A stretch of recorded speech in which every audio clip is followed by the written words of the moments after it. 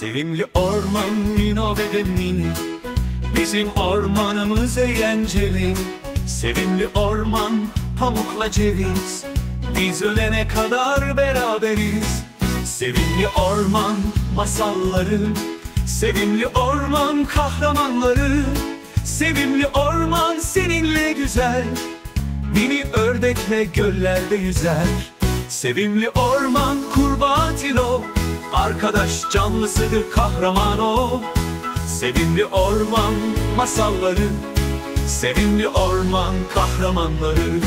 Sevimli orman kuş Dino ve annesi, korkutmuştu onu kartalın sesi. Sevimli orman masalları, sevimli orman kahramanları. Sevimli orman Mino bal yapmak ister, gece ormanda baykuş onu izler. Kahraman Mino çiçeğe ulaşınca, arkadaşları sevinir bunu duyunca.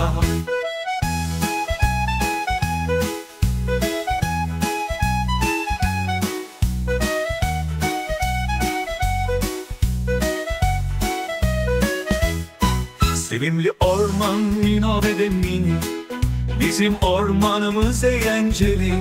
Sevimli orman pamukla ceviz, biz ölene kadar beraberiz. Sevimli orman masalları, sevimli orman kahramanları. Sevimli orman seninle güzel, mini ördekle göllerde yüzer.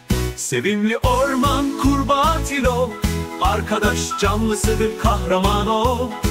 Sevimli orman masalları, sevimli orman kahramanları.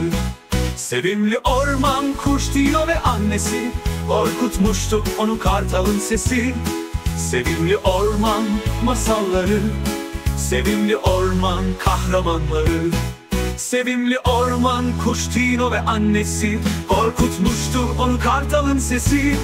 Sevimli orman masalları, sevimli orman kahramanları.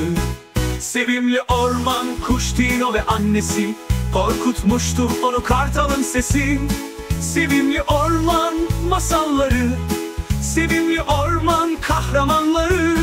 Sevimli orman Mino bal yapmak ister, gece ormanda baykuş onu izler. Kahraman Mino çiçeğe ulaşınca, arkadaşları sevinir bunu duyunca.